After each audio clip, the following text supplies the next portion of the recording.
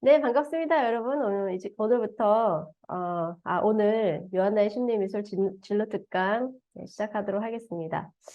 제 소개 간단하게만 드릴게요. 블로그에서 이미 많이 아시기 때문에 그냥 간단하게만 하자면 저는 이제 서양화 전공하고 미술치료 석사, 임상심리 박사 이렇게 해서 공부를 하다가 미술치료사로 또 일하다가 현재는 2005년에요. 네, 아테나트라는 심리미술 브랜드 를 만들었고요. 지금 현재 국내외 400여 개 정도 있고요. 아테아나트는 쉽게 말하면 미술학원인데, 그냥 미술학원은 아니고, 미술 치료가 접목된 미술학원이에요. 이제 그런 걸 만들게 됐고요.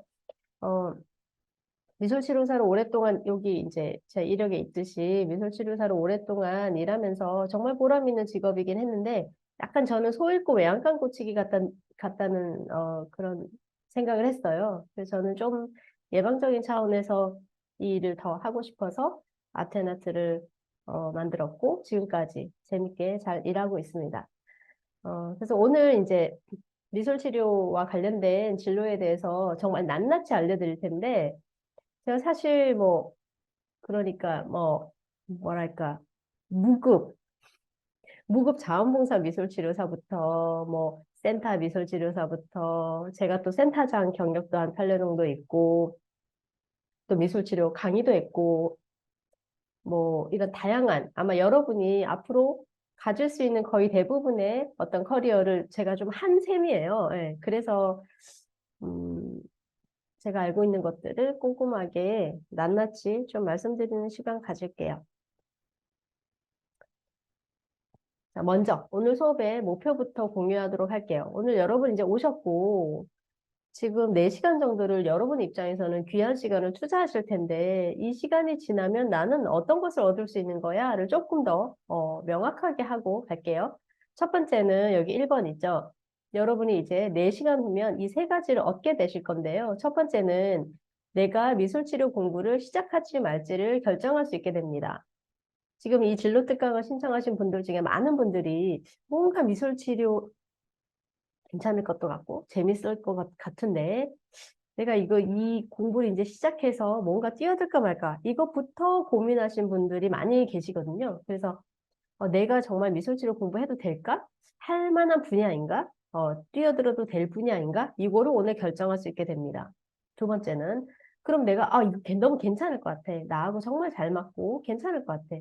그래서 내가 미술 치료를 음, 하겠어 라고 결정하게 된다면 내 입장에서는 어디서 공부하면 되는지를 알 수 있게 되실 거예요. 즉, 이 말을 제가 왜 하냐면 여러분이 지금 신청서에 보시면 어떤 분은 지금 이미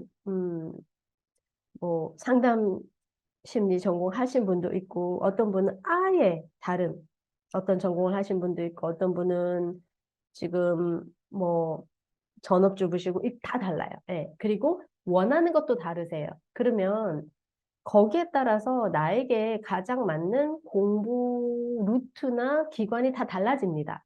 그래서 무슨 인터넷에서 미술치료사 되려면 어떻게 해야 돼요? 라고 하면 어떻게 합니다. 라고 말은 많이 나오겠지만 그거가 틀린 말은 아니지만 나한테는 틀린 답일 수가 굉장히 많아요. 그 이유를 아시겠죠? 왜냐면 상황이 다 다르기 때문에 어, 달라요. 그렇다면 내 입장에서는 어디서 공부하는 것이 좋은지를 알게 되실 거예요. 됐죠? 그다음에 세 번째, 음, 좋아요. 이제 그렇게 해서 나에게 맞는 공부 기관에서 공부를 다 했어요. 그리고 공부를 다 마치게 된다면, 그 다음에 남은 또, 문제가 있죠? 공부했으니까 이제, 직업으로서 내가 미술치료사로 일을 해서 돈을 벌어야 되는데, 그럼 어떻게 일을 하고, 어디서 일을 하고, 어떤 준비를 하면, 연봉 3천에서 1억이 가능한지를 알 수 있게 되십니다. 여기까지. 세 가지 요 내용을 알게 되신다면 오늘 만족하시겠죠? 네, 신청하시면서 대부분 어떤 것이 궁금하다, 이렇게 질문 많이 주셨는데, 쭉 보면 요 세 가지면 어느 정도 다, 만족이 되시는 질문들이세요. 그리고 혹시 이걸로 만족이 안 되시면 끝나면 Q&A 시간이 충분하게 있거든요. 네, 그때 질문 주시면 되니까 뭔가, 그래도 궁금한 점이 계속 생긴다. 그럼 메모를 잘 해두셨다가 그때 질문하시면 되겠습니다. 자, 오늘 4시간 지나서 요거 다 알게 되시면 괜찮으시겠죠? 만족하시겠죠? 네, 알겠습니다. 그러면 지금부터 하나하나 시작하도록 하겠습니다. 자, 첫 번째, 아이고,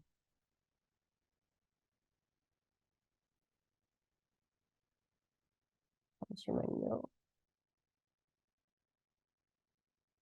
요 얘기 하고 넘어가야겠네요. 이제 이 진로 특강이 2018년 8월에 시작을 했거든요. 지금까지 현재 누적 참가자가 3,000명이 넘어요. 근데 이게 어떻게 시작이 됐냐면 제 블로그에도 잠깐 쓰긴 했지만 제가 이제 어느 날 무슨 검색을 하다가 지식인에서 중학생이 쓴 글을 봤어요. 중학교 2학년이었던 것 같아요. 근데 중학생이 미술 심리 상담사가 되고 싶어요. 뭐 어떻게 준비해야 될까요? 뭐 이런 글이었는데 거기에 이제 어른들이 한 5개 정도 답이 달렸어요. 근데 문제는 뭐냐면 그 답이 하나도 맞는 답이 없는 거죠. 어떤 분들이 답을 달았을까요? 한번 잘 생각해 보세요. 네, 미술 심리 상담사 자격증 과정에서 일하시는 분들 또는 학점은행제 이런 거 홍보하시는 분들 있잖아요. 그분들이 이렇게 답을 달았어요. 저는 근데 그분들이 나쁜 마음으로 거짓말을 했거나 그렇다고 생각하지는 않아요. 그분들 생각해보면 그냥 고용돼서 그런 홍보 활동을 하는 분들이고 그분들이 당연히 미술 치료사가 아니기 때문에 잘 모르실 거고 그러면 그냥 그쪽 업체에서 받은 자료를 가지고 쓸 수밖에 없잖아요. 생각해보면. 그래서 그분들이 무슨 악의를 가지고 그런 건 아닐 텐데 뭐가 문제냐면 거기에 잘못된 정보가 있음으로써 이 아이는 인생이 이상한 방향으로 갈 수도 있는 거예요. 그래서 제가 너무 놀라가지고 제가 답글을 달았어요. 이거 아니고 이렇게 이렇게 하고 이렇게 이렇게 준비하면 된다라고 답글을 달았는데 그러고 보니까 그 밑에 또 연관 질문들이 나오잖아요. 그 연관 질문들을 보니까 또 어른들도 질문을 되게 많이 했는데 제가 어떤 분을 봤는데 미대를 나오셨는데 미술치료 대학원을 가려고 하는데 미술치료 대학원을 가려면 심리학 전공을 해야 된다는 말을 듣고 심리학과 편입을 준비하고 계신 분이 계셨는데 심리학과 편입을 준비하는 거에 대해서 물어보셨더라고요. 뭐 어디서 어떻게 공부하고 뭐 어디가 좋냐 뭐 이런 식으로. 제가 또 깜짝 놀랐어요. 왜 깜짝 놀랐을까요? 미대를 나오면 미술치료 대학원을 그냥 가면 돼요. 심리학 전공을 다시 할 필요가 없습니다. 그런데 이분은 인터넷에 그 심리학 전공을 해야 미술치료 대학원을 갈 수 있다는 잘못된 정보 하나를 잘못 믿은 이유로 어떤 대가를 치르실 지금 위험에 처해 있었냐면 첫 번째, 대학을 2년을 더 다닌다는 거는 등록금만 해도 얼마를 날리죠? 요즘 대학생 등록금 1년에 거의 1,000만 원인데 2년이면 2천만 원이에요. 그리고 대학원하고 달리 또 대학을 다닌다는 말은 그 2년 동안 일을 못 하잖아요. 2년 동안 최저임금으로 계산해도 대충 한 4천만 원 되죠. 맞잖아요. 최저임금으로 1년에 2천만 원 최저 이상이니까 2년이면 최저임금으로도 4천만 원이죠. 그럼 등록금 2천만 원 날리고 지금 일 못해서 4천만 원 날리고 미니멈 6천만 원을 날리실 상황에 있더라고요. 제가 깜짝 놀라가지고 막 답을 달았어요. 아니고요. 그거 하실 필요 없고요. 막 이러면서 막 답을 막 달았어요. 그분이 그래서 제가 이제 그 밑에 막 질문들을 타고 타고 보니까 엉망진창인 거예요. 전혀 사실이 아닌 것들로 다, 뭐 한두 명이 사실이 아닌 답을 얘기하는 게 아니라 그냥 거의 90% 이상이 사실이 아닌 답이 막 난리가 나 있고 미술 심리 상담사 이렇게 검색해 보면 네이버에 뜨는 네, 첫 페이지 글들 있잖아요. 그 첫 페이지 글들도 다 돈 받고 쓴 글들이고 다 사실이 아닌 경우가 너무 많은 거예요. 왜 이렇게 이분들이 이렇게 잘못 알고 인생을 이렇게 지금 돈과 시간을 엄청나게 몇 천만 원씩 날릴 위험에 처해 있나라고 보니까 인터넷에 그런 잘못된 정보가 다 점령되어 있는 거예요. 그러니, 아니, 그분들은 그렇게 생각할 수밖에 없죠. 아무리 찾아도 그렇게 다 얘기를 하니까 그렇다고 생각할 수밖에 없잖아요. 그래서 제가 그때 이제 결심을 했어요. 제가 조금 그런 거 잘 못 지나치는 성격이라 가지고 내가 그러면 저는 한 10분만 시간을 내면 되잖아요. 거의 답을 다는. 저는 10분만 친절하면 누군가는 6천만 원을 아끼는구나. 이걸 제가 깨달았어요, 그때. 이거 엄청 보람 있네. 근데 뭐 그래서 누구는 뭐 보육원 가서 김장 담그기 봉사도 하는데 나는 그러면 이 봉사나 해야겠다. 이게 결심을 했어요. 그리고 이제 지식이네. 그때부터는 가열차게 제가 키워드 막 등록하는 것도 있어요. 키워드 등록까지 막 해가지고 그 관련 질문만 들어오면 제가 막 진짜 키보드 워리어죠. 그 잘못된 정보를 쓰는 사람들하고 막 전투를 벌리다시피 제가 막 이제 한참 그랬어요. 지금 몇 년 전 얘기예요. 2018년. 그때 얘기입니다. 그러다 보니까 같은 질문이 너무 많고, 같은 질문이 너무 많으니까 이제 10분 가지고 이제 답이 안 되고, 너무 시간을 많이 쓰게 되고 해서 제가 그때 머리를 쓴 게, 그럼 내가 블로그에다가 꼼꼼하게 좀 답변을 미리 달아놓고, 같은 질문은 링크를 시키면 되겠구나, 이렇게 생각이 됐어요. 그래가지고 제가 그때부터 제 블로그가 그때부터 본격적으로 이제 시작이 됐어요. 근데 그러니까 이번에는 그분들이 다 제 블로그에 몰려와서 댓글에 이제 질문을 하시는데요. 자, 여기서 문제가 발견됐어요. 댓글에 답이야 제가 하면 됩니다. 하기로 했으니까, 결심했으니까 하면 되는데, 문제가 뭐냐면 이거예요. 다들 제주도가 가고 싶은 분들이에요. 제가 볼 때는, 질문을 보면. 근데 자꾸만 저한테 뭐라고 묻냐면, 저는요, 제주도가 가고 싶어요. 요한나님, 강릉 가는 버스는 어디서 타요? 강릉 가는 버스 얼마예요? 강릉 가는 버스 타면 시간 얼마나 걸려요? 혹은 강릉 가는데 버스가 나와요? 기차가 나와요? 요거만 자꾸 묻는 거죠? 그럼 보세요. 이렇게 질문을 하신다는 거는 어떤 분이죠?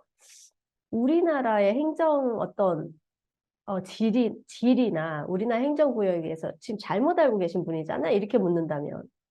즉, 이분은 그냥 제주도라는 것이 강릉이라는 데만 가면 있는 어떤 작은 뭐 섬이거나 뭐 강릉에만 가면 있는 어떤 공원이거나 뭐 이런 걸로 알고 계신 분이죠. 그러니 그냥 강릉만 가면 거기 제주도 있으니까 그냥 강릉 가는 것만 자꾸 묻는 거죠. 근데 제가 그 댓글에서 그냥 강릉 가는 버스 어디서 타는지 알아요. 그죠? 저 알죠. 얼마 시간이 걸리는지, 비용이 얼마인지 다 알고 있어요. 하지만 제가 거기다가 제주도가 가고 싶은 분들인 걸 뻔히 알면서 강릉 가는 버스는 어디서 탑니다. 라고 질문에 고지고대로 답만 한다고 해서 이 문제가 해결이 되나요? 오히려 더 큰 문제가 생기죠. 제가 너무 고민이 된 거예요. 아니, 여기서 우리나라 행정구역까지 다시 설명하기에는 댓글로 제가 할 수가 없는 일이고, 아무리 제가 좋은 마음으로 봉사를 하기로 결정했지만, 이거를 내가 이 한 분 한 분한테 3시간, 4시간을 들여서 오늘 4시간 하잖아요. 이 정도 얘기해야 이분이 이제 인생 낭비를 안 하시거든요. 근데 제가 그렇게 한 분 한 분한테 4시간씩 내어줄 수가 없잖아요. 그래서 너무 고민이 돼서 고민하다가 내린 결론이 이 진로 특강을 만들자였어요. 진로 특강을 만들어서 코로나 전이었으니까 오프라인으로 그렇게 하면 정 답답한 분들은 오시겠지.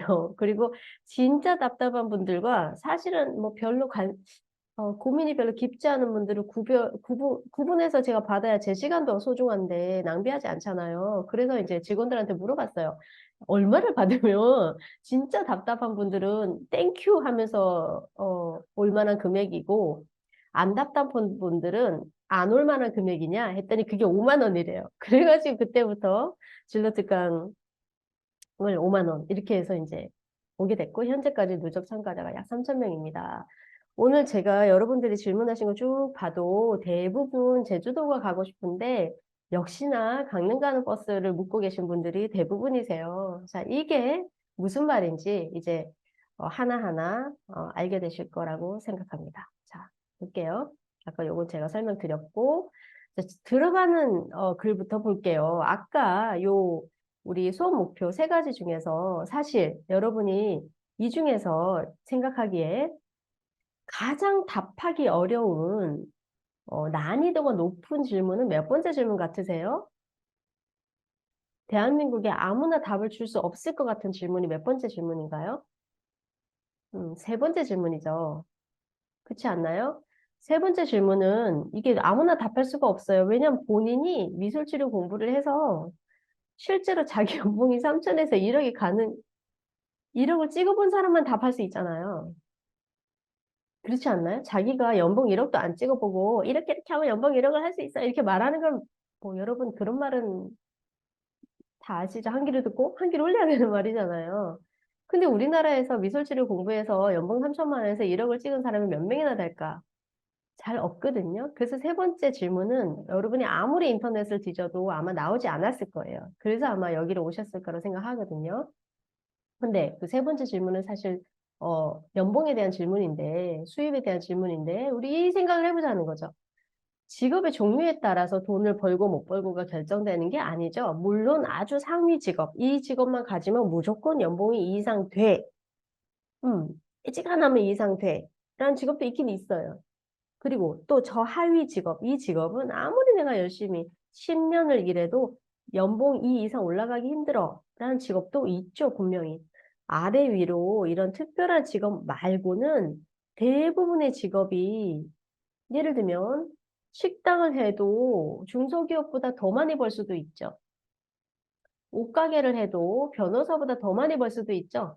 네, 그런 식으로 어떤 직업을 가진다고 해서 돈을 벌고 못 벌고가 결정되는 게 아니라 결국은 진짜 실력이 관건이거든요. 그냥 즉 탁월하면 돈을 벌고 능력이 없으면 돈을 못 벌고 당연한 거잖아요. 마찬가지입니다. 미술치료도 미술치료를 공부해서 결국은 내가 직업적 성취를 하려면 실력이 탁월하면 됩니다. 끝. 그러니까 다 이제 이게 잘 생각해 볼 점은 이거예요. 솔직히 나 얼마 벌고 싶지? 지금 솔직히 한번 한 30초만 생각해 보세요. 나 솔직히 얼마 벌고 싶지? 나 솔직히 얼마 벌고 싶으냐에 따라서 사실 어디서 공부하고 어떤 루트를 밟아야 되는지가 달라져요. 뭐 예를 들어 나 한 달에 50만 원만 용돈 벌면 돼요. 대학원은 뭐 하러 갑니까? 그렇다면. 이런 식입니다. 제 말 이해하시겠죠? 내가 솔직히 얼마를 벌고 싶은가가 대단히 중요합니다. 그래서 그 자기 자신에게 솔직해지면 돼요. 뭐 돈을 많이 벌고 싶은 게 뭐 죄인가요? 그냥 나는 그냥 얼마 이렇게 대신에 좀 많이 벌고 싶으면 또한 내가 그만큼 뭔가를 투자해야 되죠. 리스크를 좀 더 안거나 투자를 좀 더 하거나 시간이 좀 더 걸리거나 그렇겠죠. 그게 뭐 순리잖아요. 그죠? 그러니 뭔가 내가 각오를 하더라도 더 벌고 싶은지 나는 조금 덜 일하고 덜 벌고 싶은지 다 괜찮아요. 그런 식으로 나는 어떻게 얼마를 벌고 싶은가 딱 이게 정해져야 돼요. 그리고 두 번째, 어떻게 공부하고 준비하면 탁월해질 것인가 그게 관건인 거지. 뭐 미술치료사가 되면 얼마를 번다 이게 아니라는 거죠. 그죠? 자, 그래서 오늘 제가 앞으로 알려드릴 내용은 뭐냐면 결국 이거잖아요. 세 번째, 이게 핵심인데 이거를 하려면 연봉 3천에서 1억이 작은 건 아니잖아요. 즉, 능력이 있어야 돼요. 그죠? 능력만 있으면 연봉 3천에서 1억 문제 없어요. 그렇다면 우리의 관심은 어디에 가야 하냐면 그럼 내가 어떻게 공부하고 준비하면 미술치료사로서 탁월해질 것인가? 그거를 알고 가시면 끝이에요. 능력이 있으니까 돈을 버니까요.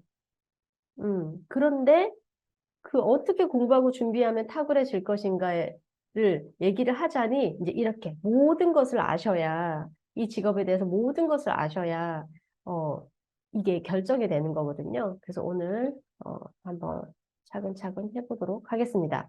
자, 그래서 자, 성공하는 방법 들어가기 전에 망하는 비법부터 얘기를 할게요. 이게 왜 그러냐면 자, 미술 치료는요. 일단 공부가 너무 재밌어요.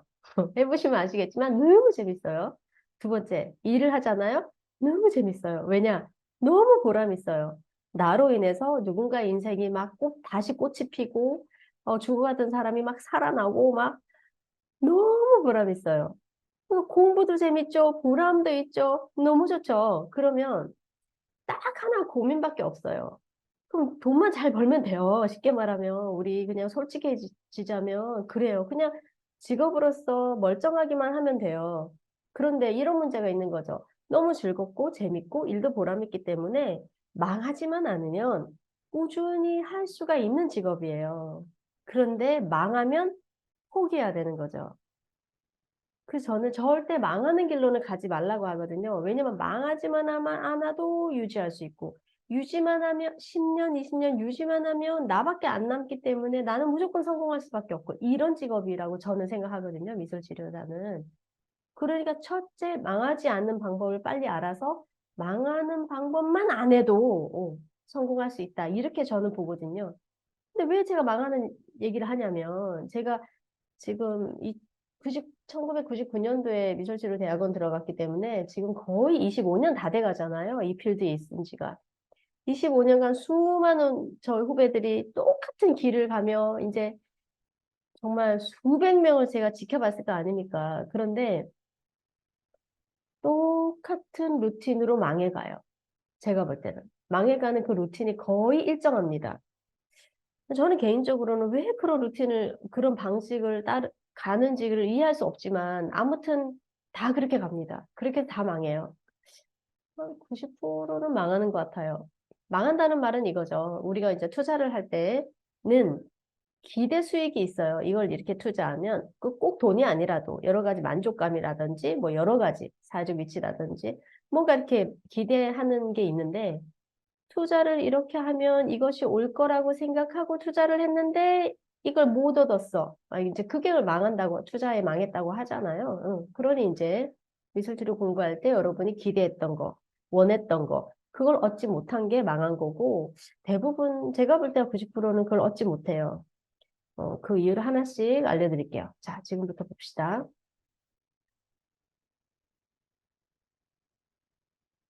첫 번째 이겁니다. 대표적인 망하는 비법인데요. 어린아이 마인드로 공부만 하면 망합니다. 이게 무슨 말이냐?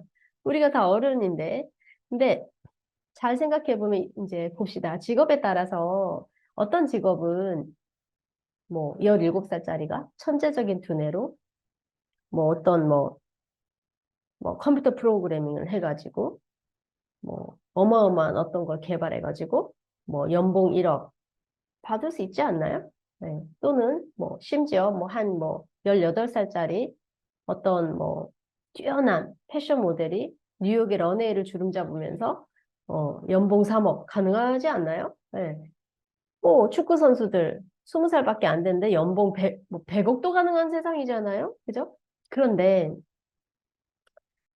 심리상담사, 미술치료사, 뭐 이런 류의 직업들, 남의 인생을 상담하는 그런 직업들은 어린아이가 할 수 있을까요? 물론 법적으로는 할 수 있을 수 있어요. 근데 가만히 생각해보면 우리가 입장 바꿔서 내가 고객일 때, 내가 내담자인데, 내가 진짜 너무 이제는 더 이상 나 혼자 힘들어서 그런 상담실 같은 데를 찾아가는데, 딱 봐도 어린애가 앉아 있어. 상담받고 싶겠어요? 그죠? 그래서 이게 현실적으로 불가능하다는 겁니다. 그래서 미술치료사는 이런 거죠. 먼저 성숙한 어른이어야 하고, 두 번째, 전문적인 지식. 이 두 가지가 다 이렇게 성숙한 어른, 전문적인 지식 두 가지가 다 있어야 탁월한 미술치료사가 될 수 있거든요. 다 동의하시죠? 이 점에 대해서는. 그죠? 자, 동의하실 텐데, 그럼 어른이 뭐냐는 거예요. 어른이, 성숙한 어른은 내 둘째 치고 일단 어른이어야 할 텐데, 어른이 뭐냐? 그냥 이것도 쉽게 생각해 보세요. 모든 자연계의 성체라고 하면 무엇을 의미하는가? 첫째, 번식이 가능하죠. 성체들은. 둘째, 모체에서 이제는 분리돼서 내가 쉽게 말하면 내 먹을 거, 예, 구에다가 자기 독립된 삶이 가능하죠.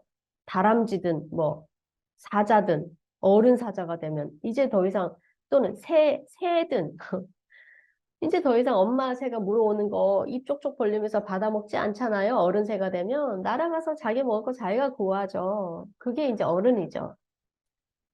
자, 그런데 이제 인간들은 특히 한국에 사는 어 이제 사람들은 어떤 상황이 펼쳐졌느냐. 옛날에는 20살이면 다 어른이 됐어요. 뭐 시집을 가거나 공장에 취직하거나 뭐 어떻게 하든지 예, 그렇게 해가지고 어른이 됐다고요. 그런데 요즘은 대부분 다 대학을 가죠. 거의 대부분 아이들이 대학을 가요. 대학을 가서 용돈, 생활비, 등록금 이 세 가지를 자기가 만약에 다 책임지는 대학생이 있다.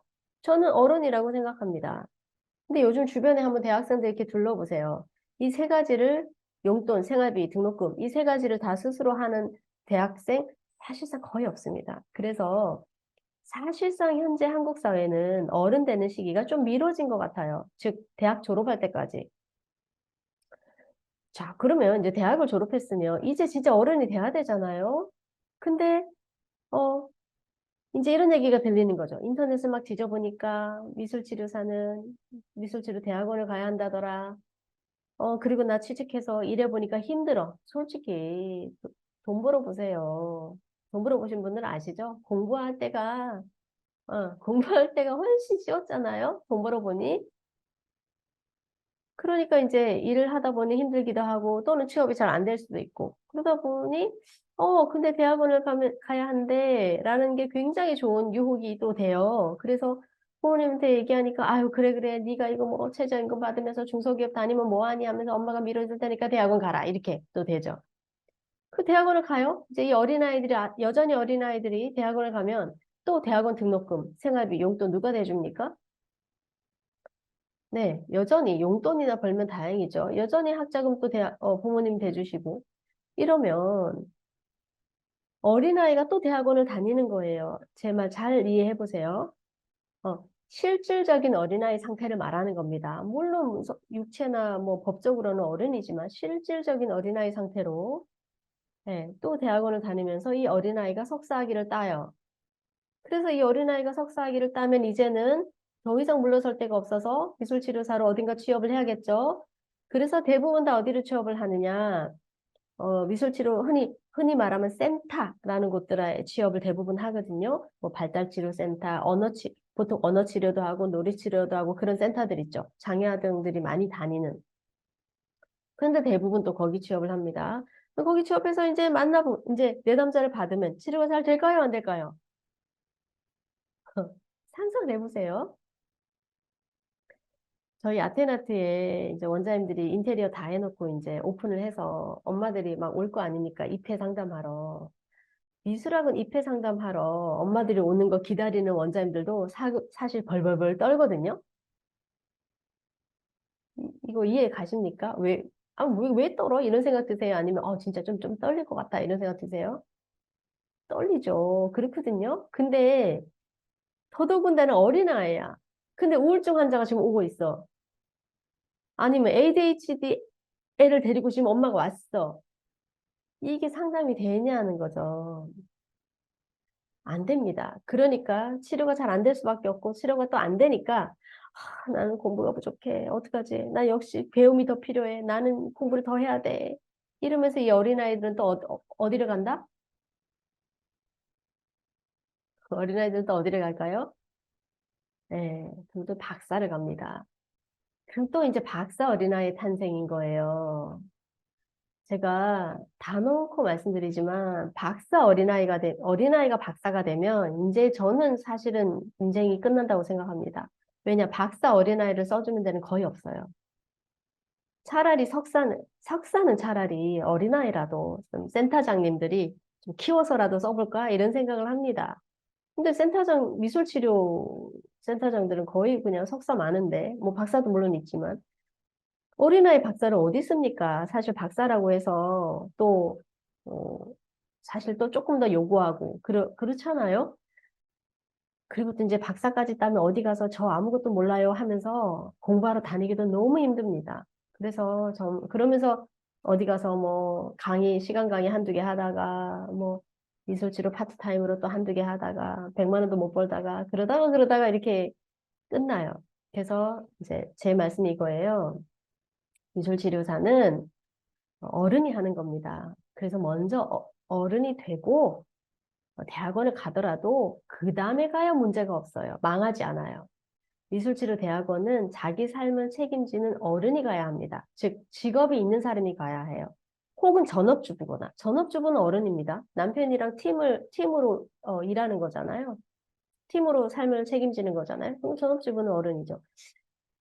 물론 부모님한테 생활비 받지 않는 가정이라면 그렇겠죠. 자, 그러면 이제 정보 들어갈게요. 여기서 정보. 미술치료 대학원을 졸업하면 어디에 취업해서 얼마를 버는가? 이거 궁금하시죠? 자, 오늘 제가 진로 특강에서 말씀드리는 내용들은 모두 다 더블 체크뿐만 아니라 트리플 체크까지 다 끝난 얘기들입니다. 오늘은 혹시 미술치료 대학원 출신 분이 혹시, 네, 상담 심리치료학과 졸업하신 분은 계시고, 보통 미술치료, 석사하신 분 계시네요. 오늘 오셨는지는, 오셨네요. 계시네요. 미술치료 석사하신 분 계시니까 더 아마 잘 아실 것 같은데, 네, 제가 더블 체크, 트리플 체크까지 한 내용이니까 들어보시면 됩니다. 보통 미술치료 대학원 졸업하면 아까 제가 말했듯이 그런 센터들, 주로 장애아들 많이 오는 센터들에 취업을 한다라고 말씀드렸는데, 정규직은 거의 없습니다. 뭐 흔히 병원 뭐 이런 데 정규직으로 취업해서 미술치료사로 일할 수 있을 거라고 생각도 많이 하시는데 우리나라의 병원에 이런 종합병원, 정신병동이 있는 그런 병원 있죠. 그런 데서 정규직으로 미술치료사로 일하는 경우는 거의 없습니다. 있을 수도 있죠. 근데 이제 이런 느낌이에요. 우리나라에 남자 가사 도우미 있나요? 있을 수도 있죠. 한 명도 없다고 말하기는 어렵잖아요. 하지만 없죠. 현실적으로 주변에서 거의 볼 수 없고 없죠. 현실적으로. 마찬가지로 미술치료 대학원 졸업해서 무슨 병원 같은 데서 어, 정규직으로 일하는 미술치료사가 대한민국에 한 명도 없다 이렇게 말할 수 없지만 현실적으로 없습니다. 이거는 제 블로그에서 미술치료, 뭐 병원 이렇게 검색하시면 자료가 나오는데요. 우리나라의 상급병원 있잖아요. 그 대학병원, 뭐 종합병원 이렇게 상급병원이 한 50개 정도가 있었어요. 그때 조사한 바에 의하면 50개 정도 병원에 일일이 저희가 전화해서 미술치료 서비스를 합니까? 한다면 미술치료사가 풀타임으로 근무합니까? 원무과에 일일이 전화해서 다 알아본 자료에 의하면 우리나라에서 딱 3개 병원만 그렇다라고 대답했어요. 단 정규직이냐고는 물어보지도 못했고 그 풀타임으로 미술치료사가 근무하느냐가 유급이냐고도 물어보지 않았어요. 사실은 무급으로 일하는 경우도 꽤 있거든요. 이름난 병원일수록. 네. 그래서 그 3명이 사실은 유급인지 무급인지 유급이라 하더라도 정규직인 건지는 모르겠고 제가 아는 상식으로는 정규직일 가능성이 거의 없는데 아무튼 세계병원이 있다고 했으니까 제 블로그에서 검색하시면 나옵니다. 한번 보시고요. 그럴 수밖에 없는 이유가 있어요. 제가 그 전화 돌리나 마나 저는 없을 거라고 알고 있었어요. 왜냐? 뭐 꼭 이렇게 뭐 똥인지 된장인지 뭐 이렇게 찍어 먹어봐야 합니까? 생각해보면 알 수 있죠. 보세요. 병원에서 정신과 병동이 있다. 그 정도면 꽤 큰 병원인데 그런 병원들이 요즘 어떻습니까? 병실이 부족해서 암 환자도 오랫동안 충분히 입원하고 케어받고 퇴원하지를 못해요. 바로바로 퇴원해야 되고 근데 급한 진짜 위급한 수술도 진짜 입원 병동이 안 나와서 수술 못 잡고 이럴 판인데 병원에 만약에 남는 공간이 있다면 여러분이 병원장이라면 그걸 미술치료실로 만들겠어요? 병실로 만들겠어요? 이건 자명한 일이죠. 그런 정말 목숨이 왔다 갔다 하는 환자들을 위한 케어도 지금 힘들 판에 지금 미술 치료가 목숨을 왔다 갔다가 급하게 구할 만한 그런 일은 아니잖아요. 그러니 이거는 그냥 그리고 뭐 보험도 의료보험도 안 되잖아요. 그러니 이거는 현재 그런 상황일 수밖에 없는 게 너무 뻔한 거죠. 그렇다면 오케이. 그래서 이제 대부분 그런 제가 말한 센터라고 말하는 주로 장애 아동들이 많이 오는 언어 치료, 놀이 치료, 감각 통합 치료 이런 것들을 다 하는 거기에 미술 치료 서비스도 있는 그런 데 주로 많이 가거든요. 혹은 심리 치료 센터에 미술 치료실이 또 있는 그런 데를 주로 많이 가는데 그러면 얼마를 버는가 알려드릴게요. 이것도 역시 저희가 일일이 다 조사했습니다. 네이버에서 미술치료실, 뭐, 미술치료센터 이렇게 검색하면 쫙 뜨잖아요. 상위 50개 정도를 또 일일이 전화해서 다 알아봤어요. 치료비에 대해서. 치료비는, 세션이 뭐, 무슨 말이냐면 한 획이라고 하는 건데요. 내담자가 가서 한 번 치료받고 오는 그게 한 획입니다. 보통 1시간이에요. 그리고 일주일에 한 번입니다. 보통. 보통 일주일에 한 번, 1시간 합니다. 한 달에 4번 가는 거죠. 그 세션당 3만 원에서 8만 원 사이입니다. 우리나라에서 현재 미술치료 서비스가. 3만 원에서 8만 원 사이, 즉 평균 5만 원이죠. 그러면 내담자 입장에서는 한 달에 4번을 가니까 치료비가 얼마가 들어가는 거죠? 20만 원 정도 들어가는 거죠. 보통 1대1입니다. 1대1일 때 세션당 평균 5만 원. 뭐 차이는 있어도 평균 5만 원, 한 달에 20만 원입니다. 자, 그러면 그것을 센터와 몇 대 몇 이렇게 쉐어하는 구조입니다. 그럼 몇 대 몇 쉐어하면 몇 대 몇을 쉐어하느냐? 이것도 거의 뻔합니다. 처음에 경력이 많지 않을 때는 보통 5대 5로 시작하고요. 경력이 2년, 3년 쌓이면 6대 4 이렇게 올라갑니다. 7대 3으로 가느냐? 나중에 더 많이 쌓이면 잘 안 갑니다. 왜냐하면 7대 3은 센터 입장에서 남는 게 없어요. 그래서 잘 안 됩니다. 그래서 거의 5대 5로 시작해서 6대 4 정도로 고정되는 경우가 태반입니다. 이거는 미술치료뿐만 아니라 심리치료 필드도 마찬가지입니다. 왜냐? 이럴 수밖에 없어요. 미술치료가 무슨 문제라서가 아니라 전문직들은 대부분 자기 한 만큼 받아가는 게 대부분이거든요. 뭐 미용실도 그 보조 미용사들이나 월급 받지 그 선생님들 있잖아요. 선생님들은 아시죠? 자기 손님 매출을 그 샵이랑 쉐어하지. 그 선생님들급은 월급 받는 거 아닌 거 아시죠? 변호사도 초짜 어떤 그 뭐 신입 변호사나 뭐 월급 받는지 몰라도 파트너급 변호사들은 월급 아니잖아요. 네, 그 자기가 뭐 벌어온 것만큼 또 로펌이랑 쉐어하고 이런 구조잖아요. 잘 아실 거라 생각합니다. 그래서 심리치료사도 미술치료사도 자기가 한 케이스만큼 건 바이 건으로 쉐어하는 구조가 형성되어 있습니다. 이건 일부가 아니라 거의 다 그렇습니다.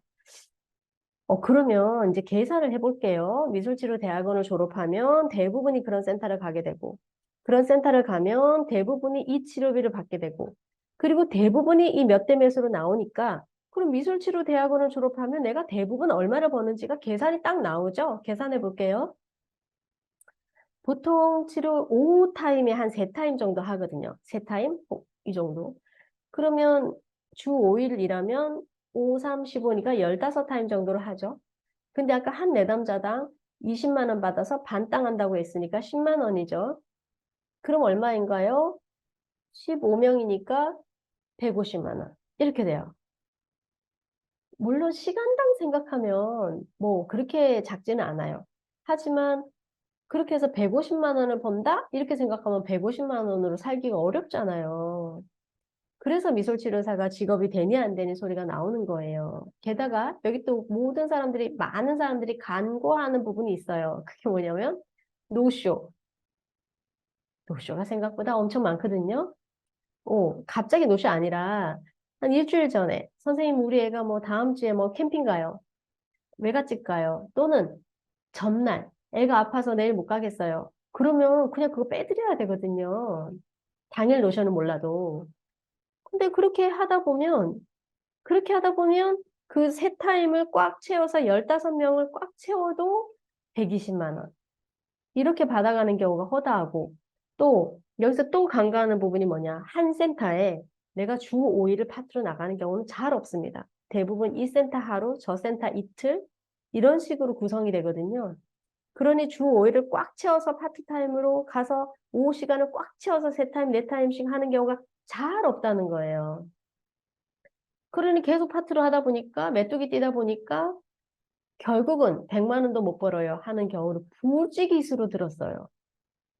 이렇게 되는 거예요. 제가 제주도가 가고 싶다면서 자꾸만 어느 미술치료 대학원이 좋아요? 어느 미술치료 대학원 가면 어떤 몇 시간 걸려요? 뭐 이런 얘기를 자꾸 하시는 게 자꾸 제주도를 가고 싶다면서 강릉 가는 버스를 묻는다고 얘기한 게 대표적으로 이거예요.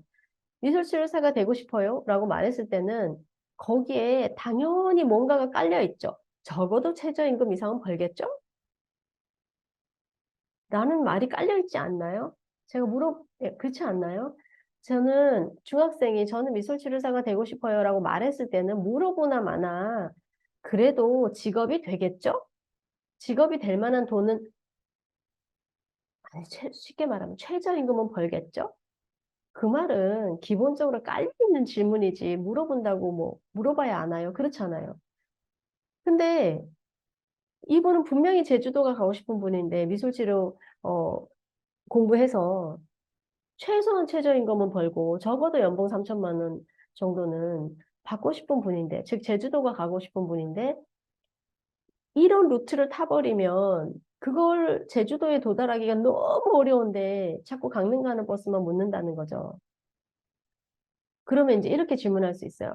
아닌데요? 하루 5타임 치료할 수도 있는데요? 물론 가능하죠. 오전에 2타임, 오후에 3타임 꽉 채워가지고 5타임 할 수 있어요. 그러면 5, 5, 25, 주 5일 근무하면 운 좋게 모든 센터 일정이 딱 맞춰서 주 5일 꽉 맞춰서 내가 나가고 모든 센터마다 정말 그 센터가 너무 잘 되는 센터만 내가 너무 운 좋게 골라서 매일 5타임씩 꽉꽉 찬다고 치면 어, 5, 25, 25케이스니까 10만 원 하면 250만 원 가능하죠. 노쇼 하나도 없다는 전제하에.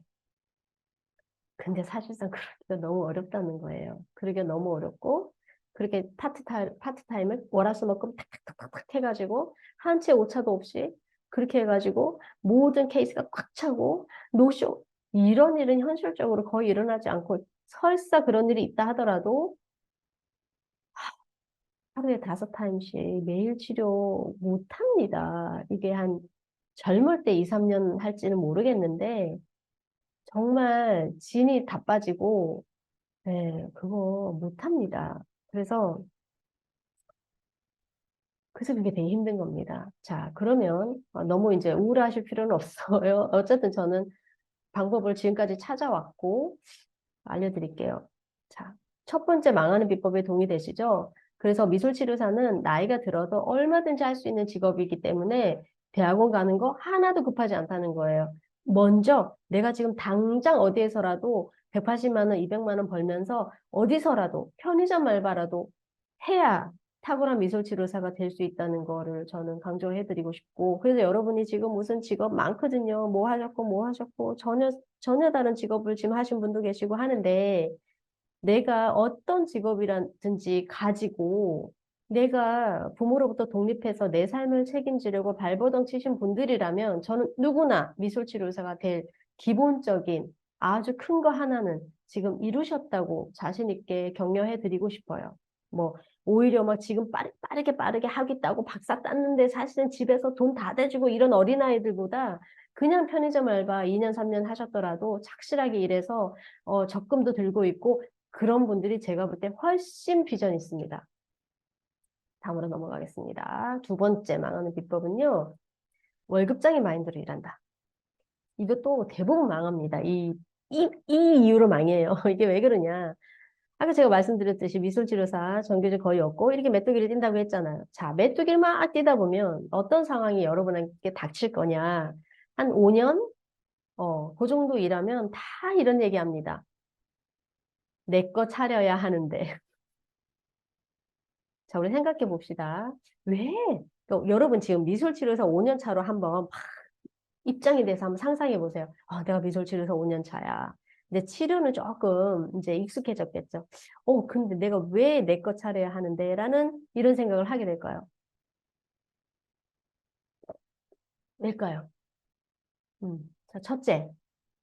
아까 제가 메뚜기 뛴다 했잖아요. 일단 지쳐요. 메뚜기를 뛰다 보면 너무 힘듭니다. 특히 여자분들이 이렇게 자기 스페이스가 없이 돌아다니는 거에 대해서 여자분들이 굉장히 많이 힘들어해요. 제 생각엔 이거는 진화 심리학적으로 옛날부터 여자들은 주로 동굴에서 동굴 지켰고 애들 데리고 남자들은 돌아다니면서 사냥했고 이랬잖아요. 그래서 그런가 모르겠지만 아무튼 여자들이 내 집 마련에 대한 욕구도 훨씬 크고 네, 그렇습니다. 그래서 대부분 여자분들이 미술치료 많이 하시니까 이 니드가 진짜 반드시 올라옵니다. 내 공간 갖고 싶다. 이 니드 올라오고요. 자, 두 번째. 뭔가 나아지겠지 하고 5년간 계속 메뚜기를 뛰었는데 사실은 살림살이가 별로 안 나아진다는 걸 이제 발견하는 시기가 그때쯤 와요. 왜냐, 처음에는 못 모르고 막 열심히 하거든요. 초보 치료사 때는. 막 열심히 하고, 뭐, 벌이가 얼마 안 돼도 내가 아직 부족하니까 그렇지 하면서 그 얼마 안 된 돈 가지고 또 투자하면서 어디 공부하러 다니면서 이러고 새로운 살아온 세월이 이제 3년, 4년, 5년 지나가면 이제 현타가 오는 거죠. 이렇게 시간이 지나도 별로 나아진 게 없네. 이러다 보니까 이제 내 거 차려야 하는데 라는 생각이 들 수밖에 없습니다. 자, 그러면 차리면 되잖아요? 미술치료센터 차리면 되잖아요. 근데 왜 내 거 차려야 하는데 점점점 하고 못 차리는 걸까? 한번 가만히 이게 정확하게 깊이 뾰족하게 답을 알아야만 여러분이 그 망하는 길에 안 들어가십니다. 잘 보세요. 왜 차리지 못할까? 뭔가 두려워서죠. 또, 왜 두렵지? 뭐가 두려운 거죠? 내가 치료를 잘 못할까 봐 두렵나? 아니, 그건 아닐 것 같지 않아요? 뭐 적당히 할 수 있을 텐데. 또, 망한다는 거는, 망할까 봐 두려운 거죠. 그죠? 쉽게 말하면. 차렸다가 망할까 봐 두려운 거죠. 그럼 망한다는 건 또 뭐예요? 버는 돈보다 쓰는 돈이 더 많아도 망하죠. 그럼 내가 막 헤프게 풍덩풍덩 돈을 쓸까 봐 두려운가요? 아니죠. 가만히 생각해보면 그게 들어온 게 아니겠죠? 대부분은 모객이 안 될까 봐 두려운 거예요. 아니, 뾰족하게 생각해 보세요. 그냥 막연한 두려움, 두려워, 나 창업 못할 것 같아. 이게 아니라 하나하나 뜯어서 뾰족하게 생각해 본다면 그 두려움의 실체가 나오고, 그걸 해결하면 되는 거예요. 왜 치료실 차는 게 두렵냐? 모객에 대한 두려움일 겁니다. 거의 99%. 왜냐? 당연합니다. 예를 들어, 뭐 미술학원 차렸어? 아니, 그냥 적당히 대단지 아파트 학원 들어서 있는 상가에 얻어서 간판 달면 엄마들이 그 상가에 그 학원인지 다 알아요. 나만 잘하면 돼. 근데 미술치료실이야. 도대체 내가 미술치료실에 올 고객이 어디 있는지 어떻게 압니까? 무슨 모래밭에서 바늘 찾기 같은 느낌 아닐까요? 그렇잖아요. 그 사람이 어디 있는지를 그 100명 중에 한두 명일 텐데 치료가 필요한 사람은 그 사람이 어디 있는지 어떻게 알아요? 그러니까 하다못해 어디 뭐 미술학원은 전단이라도 뿌리면 되는데 누구나 대상이니까. 네, 누구나 어린아이들은 다 미술학원 대상이니까 그냥 누구나 뿌려도 돼요. 근데 미술치료실은 그 100명 중에 한두 명 못 찾잖아요. 모객이 대단히 어려운 비즈니스입니다. 결론적으로 말하자면. 그렇기 때문에 아까 제가 망하는 비법이 보세요. 월급장애로 일하면 망한다가 아니었어요. 월급장애 마인드로 일하는 게 망한다는 거였거든요. 그래서 그냥 월급장애로 일하더라도 언젠가 창업해야 된다는 걸 알고 모객에 대한 준비를 차근차근 해서 내가 모객 능력을 길러 놓으면 문제가 없어요. 근데 대부분은 어떻게 일하느냐? 다 월급장애 마인드로 내가 나가는 센터에 모객에 대해서는 관심도 없고, 내가 나가는 센터에 모객에 대해서는 내가 어떤 의무감이나 책임감이나 그런 거 전혀 없이 그냥 센터장님이 모아주시면 나는 치료만 열심히 하면 된다라고 다 생각하고 있거든요. 그게 전형적인 월급장애 마인드죠. 내가 보통 월급장애 마인드라고 하면 그거잖아요. 나도 열심히 해서 회사를 같이 키우면서 나도 같이 성장해야지. 이건 월급장애 마인드가 아니잖아요. 오너 마인드라고 하죠. 그래서 치료사들이 대부분 오너 마인드로 치료실에서 일하지 않아요. 다 월급장애 마인드로 일하거든요. 그러다 보면 나중에 5년이 지나서 하나도 오너가 될 준비가 안 되어 있기 때문에 그때 가서 창업을 할 수도 없고 여기서 이제 스스로를 잘 아는 사람은 나는 지금 모객 능력이 없구나라는 것을 알고 스스로에 대해서 잘 아는 사람은 인지 능력이 있는 사람은 그리고 창업을 못 하는데 그 인지 능력이 없는 사람은 차렸다가 또 망하죠. 이 둘 중에 하나입니다. 자기를 알면 못 차리고, 자기를 모르면 차렸다 망하고, 이렇게 되는 거예요. 그래서 언젠가 창업해야 한다는 걸 모르고 준비 없이 세월을 보내면 망한다. 또, 여기에 대해서 이런 게 또 있어요. 보세요. 직업상, 직업 중에 보세요. 창업을 해야만 비전이 완성되는 직업들이 있어요. 의사들도 결국은 개원하죠. 미용사도. 맨날 월급 받으면서 어 그냥 보조 미용사로 일했을 때 비전이 있나요? 결국은 미용사도 자기 거 차려야 비전이 완성되죠. 미술학원 강사도 마찬가지입니다. 백날 미술학원 강사로 일해봤자 비전 없습니다. 월 200만 원 벌기도 어려워요. 결국은 미술학원 강사도 내 거 차려야 비전이 완성돼요.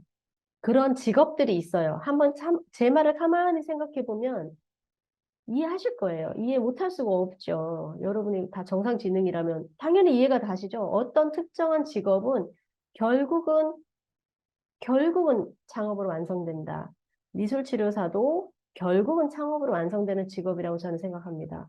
그러니 월급장애 마인드로 계속 일하다 보면 결국은 망하게 되는 것이죠. 그러니 결국은 나이가 들어서 이제 여자분들 나이 들면 여기저기 아프고 체력도 떨어지고 하는데 이제 메뚜기 뛰는 게 더 이상 못 하겠고 그러니까 주 5일 메뚜기 뛰다가 주 3일로 줄이고 주 3일 메뚜기 뛰다 보니 월 50만 원밖에 못 벌고 월 50만 원, 40만 원 벌다 보니 근데 어느 날 우리 애가 고3이 됐어. 고등학생이 됐어. 와, 내가 이거 뭐 하는 짓인가 현타가 오거든요. 와, 내 새끼도 제대로 못 챙기면서 내가 이거 50만 원 벌자고 내가 지금 일을 하고 있나 이렇게도 돼요. 그러면서 또 이제 정리를 하는 거죠. 그러다가 자식 다 키워놓고 다시 재취업하려고 보니까 이제 센터장보다 내가 나이가 더 많네? 취업이 잘 안 되고 이런 스토리입니다. 네, 이런 스토리로 망해갑니다. 대체로 다. 그래서 여러분 절대로 그 길로 들어서지 마시고 월급장애로 일하더라도 월급장애 마인드로 일하지 마시고 오너 마인드로 내가 지금 일하고 있는 내 몸담고 있는 월급 받고 있는 이게 기업이든 뭐 센터든 어디든 내가 여기에 매출을 올려주리라. 이 매출을 올리는 능력을 내가 갈고 닦는 것이 결국은 나에게도 도움되리라. 라는 오너 마인드로 준비하셔야 됩니다. 자, 그 다음에 좀 동의가 되시나요? 동의가 되시면 이렇게 한번. 네, 감사합니다. 자, 세 번째 망하는 비법입니다. 어, 여기까지 하고 조금 쉬어갈게요. 음, 천직이 아니라서 망합니다. 어, 직업을 하다 보면 지금 많은 분들이 지금 하고 있는 직업에서 뭔가 전업을, 제2의 인생을, 제2의 직업을 찾아보려고 여기 오늘 많이 오셨어요. 그렇게 생각할 때는 지금 하고 있는 이 일은 나의 천직이 아니야 라고 생각해서 지금 찾는 것이겠죠. 그래서 이제 미술치료사가 내가 미술치료하는 것이 천직이기만 하다면 여러분 아무 걱정 안 해도 돼요. 뭐 내가 이걸로 돈을 벌 수 있을 것인가 없을 것인가 이거는 결론부터 말하자면 하나 걱정 안 하셔도 됩니다. 즉 내가 이 미술치료가 나한테 천직인가 아닌가 요것만 보시면 돼요. 이게 이제 우리 수업 목표 중에 첫 번째 목표 있죠? 내가 미술치료 공부 시작할까 말까 결정할 수 있다라고 했잖아요. 그게 바로 요게 답을 줄 겁니다. 내가 미술치료가 천직이구나 하면 그냥 하시면 돼요. 공부하고 이 일에 뛰어들면 끝! 성공할 수 있습니다. 무조건. 그러니 천직인지 아닌지만 보면 되는데 천직인지 아닌지는 이렇게 보시면 됩니다. 네, 저는 이렇게 생각합니다. 천직은 요 세 가지의 교집합입니다. 근데 이 중에서 가치 있는 이거는요. 생각보다 많은 사람들이 간과하는 부분인데 여러분들이 이걸 간과했기 때문에 지금 두 번째 직업을 찾는 걸 수도 있어요. 이거는 사람마다 가치관이 다르죠. 사람마다 다르기 때문에 음, 사람마다 자기에게 가치 있는 직업이 다를 텐데 예를 들면 저는 이렇습니다. 저는 어떤 가치관을 갖고 있냐면 아니 한 번 사는 인생이잖아요. 네, 한 번 삽니다. 내 인생 너무 소중해요. 저는 한 번 사니까. 그래서 기왕이면 내 인생을 예쁘게 아름답게 정말 건강하게 멋지게 폼나게 전 그렇게 살고 싶어요. 잘못됐나요? 여러분도 그렇잖아요. 그죠? 기왕 한 번 사는 인생인데 내가 평생 하루에 가장 많은 시간을 보내는 데가 일터거든요. 한번 생각해 보세요. 여러분 어른이 돼서 여러분의 시간 하루의 시간 중에 가장 많은 시간을 보낸 데가 일터란 말이죠. 그러면 사실 내 인생이라는 거는 내가 어떤 직업을 가졌냐로 결정됩니다. 왜냐하면 내 인생의 대부분을 그 일을 하고 지냈으니까. 그래서 저는 이 직업이 대단히 소중하고요, 저에게는. 이 직업이 기왕이면 세상 사람들에게 많은 어떤 유익함을 주고, 내가 진짜 열심히 일할 건데, 내가 모든 능력을 다해서 일할 건데, 내가 열심히 일할수록 세상이 더 건강해지고, 누군가가 더 행복해지고, 누군가가 더 많이 웃고, 이런 직업을 저는 갖고 싶거든요. 근데 예를 들어 저 같으면 이런 직업은 못 할 것 같아요. 예를 들어 뭐, 담배 파는 마케팅을 한다든지, 그럼 내가 진짜 열심히 할수록 누군가가 담배를 더 많이 펴서 누군가는 더 막 후두암에 걸리고 막 이럴 거 아닙니까? 전 그런 거는 안 하고 싶거든요. 제 뭐 담배 굽게 종사하는 분들을 비하하는 게 아니라 저는 그런 가치관을 갖고 있다는 거죠. 그리고 저는 그 일을 정말 즐겁게 신나게 못할 거라는 거죠. 저는 이런 가치관을 갖고 있으니까. 근데 미술치료는 누가 봐도 내가 일을 정말 열심히 할수록 누군가가 막 살아나고 세상이 건강해지고 그런 일이기 때문에 그래서 저는 이 직업이 너무 좋거든요. 그래서 대부분은 여러분 다 가치 있는 직업, 미술 치료는 가치 있는 직업이니까 요 하나의 동그라미는 이미 완성됐다고 보시면 돼요. 자, 그럼 이제 이 밑에 있는 두 개만 살펴보시면 됩니다. 자, 어떤 일을 할 때, 직업을 가질 때 잘하는 일을 해야 하나요? 좋아하는 일을 해야 하나요? 라는 질문 많이 하시잖아요. 근데 결국은 잘하면서 좋아하는 일을 해야 되는 거죠. 뭐 직업인데 좋아만 해서 되겠어요? 잘해야죠. 또 잘해만 해서 되겠어요? 내가 정말 싫으면 어떻게 이 일을 평생 하겠어요? 그러니까 이 두 개가 다 교집합이어야 함은 맞지만 여기까지만 또 얘기하면 또 이거는 아무 의미 없는 쓰레기 정보입니다. 왜냐? 나에게 대입시켜보면 하나도 답이 안 나와요. 좋아, 미술치료 내가 생각해보니 뭔가 좋아하는 해. 좋아하는지는 알겠어. 근데 내가 미술치료를 안 해봤는데 내가 잘하는지 어떻게 압니까? 그러니 또 결정을 못하는 거예요. 제가 말하는 이건 다른 얘기입니다. 자, 지금부터 제가 실제 사례를 말씀드리면 금방 이해하실 거예요. 어, 실존 인물인데요. 제 친구 중에 변호사가 많은데 그중에 한 녀석이 저한테 이렇게 얘기했어요. 몇 년 전에 얘기입니다. 지금 모임에서 막 얘기하다가 야, 우리 로펌에 동영아, 우리 로펌에 이상한 놈 하나 들어왔어. 뭐가 이상한데? 이랬더니 축구 선수 출신이야. 어? 그래서? 이랬더니 어, 평생 축구해서 축구 선수로 대학도 가고 축구 선수로 뛰다가 프로 입단에 실패했대요. 근데 사실은 프로 축구 선수가 돼야 말하자면 축구 선수로 먹고 사는 거잖아요. 프로가 돼야. 근데 프로 입단에 실패하면 이제 다른 먹고 살 길을 찾아야 되는 상황에 놓이죠. 많은 운동선수들이 그런 상황에 놓입니다. 그래서 이분도 역시 이제 좌절하고 도대체 내가 뭐 해서 먹고 살아야 되나 평생 한 게 축구밖에 없는데 그러다가 누군가가 야 그냥 노느니 공인중개사 자격증이나 따나 이랬대요. 그래서 이제 공인중개사 자격증 공부를 해서 공인중개사 자격증을 땄답니다. 이거 따보니까 뭘 발견한 거죠. 어라? 내가 이때까지 축구만 하느라 공부를 안 했는데 공부를 하니까 공부가 되게 생각보다 재밌고 쉽네? 그래서 그 길로 이분이 사법시험 패스해서 변호사가 됐어요. 그래서 제 친구가 이상한 녀석이 들어왔어? 라고 얘기한 거예요. 이해하시겠죠? 근데 자, 그게 듣자마자 와, 대박이다. 그 변호사는 진짜 잘 나가겠다라고 제가 얘기했어요.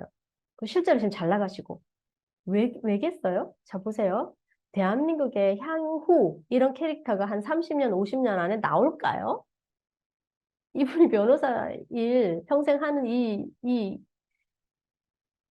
시간 동안 독보적이지 않을까요? 이분이 평생 사랑하고 좋아했던 건 뭐죠? 축구, 스포츠죠. 근데 지금 축구 스포츠로 먹고 살 만큼 잘하지는 못했어. 알고 봤더니. 근데 지금 잘할 수 있는 건 뭐죠? 변호사. 그럼 이분은 자, 잘하고 좋아하는 이 천직의 교집합이 뭔가요? 이분은 어디서 일을 하면 무조건 성공하는 걸까요? 그렇죠. 우리나라의 그 수많은 스포츠 관련 업계에 각종 민형사 소송과 또 뭔가 비싼 선수들의 그런 계약, 그런 거 관련해가지고 모든 것을 맞출 수 있는 법률 전문가가 되면 되잖아요. 그런 필드에서 일할 수 있겠죠. 이분보다 더 잘하는 사람이 누굴까요? 모든 이런 운동, 어떤 스포츠계의 모든 생리를 다 알고 있고, 인맥 다 있고, 너무 잘하시겠죠? 자, 그러면 이제 우리 한번 다르게 또 생각해 볼게요. 또, 이제 여러분 자녀가 있거나 하신다면, 이 되게 좋은 꿀팁이에요. 잘 보세요. 어떤 아이가 또 시네마 키즈가 있어요. 영화 너무 사랑해. 근데 영화 배우로 먹고 살 만한 능력은 안 돼. 영화 배우 능력 안 되고, 또 영화 감독으로 먹고 살 능력은 안 돼. 너무 사랑하고 좋아하지만 그건 안 돼. 뭐, 영화로 먹고 살 거는 아무리 생각해도 먹고 살 길이 없어. 그래서 그냥 적당한 대학 가서 뭐 이렇게 해가지고 뭐 경영학과를 갔어요. 그럼 이 친구는 이제 어떤 일을 하면 될까요? 뭐 영화 관련 어떤 영화, 엔터테인먼트 뭐 이런 거 있잖아요. 드라마 뭐 이런 관련 그런 관련 업계에 취업해서 일하면 너무 잘할 것 같지 않아요? 너무 좋아하는 거 내가 맨날 보고 완전 빠삭하게 알고 있고 막 이 영화 될지 안 될지 이런 빠삭한 있잖아요. 너무 막 매니아인데 그런 관련된 업종에서 일하면 되잖아요. 이겁니다. 근데 그런 관련된 업종에서 경영학과를 나왔으니까 그 관련된 업무를 또 하면 되죠. 이런 느낌이에요. 자, 그래서 미술 치료 봅시다. 미술 치료는 미술 치료잖아요. 쉽게 생각하세요. 미술이란 축이 하나 있고 상담 치료, 교육, 복지, 간호, 케어 이런 쪽이 하나 있어요. 맞죠? 이 두 가지 축을 잘 보시고 이 둘 중에 하나, 즉 미술부터 볼게요. 미술을 전공했거나 또는 전공하지 않았어도 어릴 때 미술 잘했던 분들이 있죠. 그런 분들 중에 많은 분들이 미대를 실제로 가지는 않았거든요. 여러분 중에 한번 곰곰이 생각하면서 나 미술을 전공했거나 그럼 무조건 잘하는 거예요, 남들보다. 미술 전공했거나 뭐 디자인 뭐 관련 전공 다 마찬가지입니다. 공예. 미술을 전공했거나 혹은 전공하지 않았지만 나 미술 어릴 때 잘했어. 친구들보다 그림 잘 그렸거나 만들기 잘했거나 손재주 있었어. 그럼 미술 잘하는 거예요. 그럼 미술 잘하는 분들 중에 내가 좋아하는 게 심리, 상담, 케어, 교육, 성장 이런 쪽이다. 그럼 교집합이 뭡니까? 미술 치료죠. 이분들은 미술 치료 천직입니다. 미술 전공하신 분들 중에 이런 쪽에 전혀 관심 없는 분들도 있어요. 나의 어떤 이 미술의 조형적인 어떤 완성을 갈고 닦는 데만 관심이 있지, 사회적인 건강, 누군가의 마음, 이런 데 관심 없는 분들도 많아요. 그게 잘못된 건 아니잖아요. 그런 분들은 예술가의 길로 가면 돼요. 근데 나는 미술을 전공했거나 나는 미술 좋아해. 근데 나는 왠지 자꾸만 아이들 교육, 심리, 상담, 케어, 치료, 이런 데 자꾸 관심 있고 마음이 가. 이런 분들은 미술 치료인 거죠. 자, 됐죠. 또 반대편이 있어요. 심리 상담, 복지, 케어, 간호 이런 쪽, 교육, 아동 이런 쪽을 내가 전공했거나 잘해. 근데 내가 미술 좋아해. 그리고 오리고 예쁜 거, 인테리어, 패션 이런 쪽 예쁜 거 있잖아. 아름다움에 대해. 그런 거에 대해서 관심 미술관 가는 거 좋아하고 이런 거 좋아해. 그래도 교집합이죠. 미술 치료. 아마 대부분은 그런 분들이라 거라 생각합니다. 내가 이런 걸 따져보지 않았지만 사실 그런 분들이어서 미술치료라는 단어에 끌렸을 거라고 저는 생각합니다. 그래서 곰곰이 생각해 보세요. 내가 이 고집합에 해당된다? 그러면 가치 있는 직업은 틀림없으니까 딱 요 천직 교집합 안에 들어가거든요. 그러면 천직 교집합 안에 들어간다? 그럼 이제 내가 이걸 할 수 있을까? 성공할 수 있을까? 돈은 얼마를 벌 수 있을까? 이거 고민 안 하셔도 됩니다. 왜 그러냐? 자, 제가 천직자의 삶과 일반인의 삶을 한번 보세요. 저는 천직이에요, 이 일이. 즉, 저는 미술 좋아하고 또 아이들 마음 케어, 치료 이런 거 다 좋아하고 관심 있고 완전 찰떡이거든요, 저는. 그러면 이제 천직자와 일반인이 어떻게 다르냐면 일반인들은요, 하루 종일 일을 할 때 어떻게 돈 주니까 일하는 거예요. 어떻게 하든지 지금 퇴근 시간만 바라보고 꾸역꾸역 일하다가 퇴근 시간 되면 야호 하고 퇴근해서 워라밸, 마이 라이프를 찾아 나서요. 이거는 돈 주니까 하는 일이고 마이 라이프는 따로 있어요.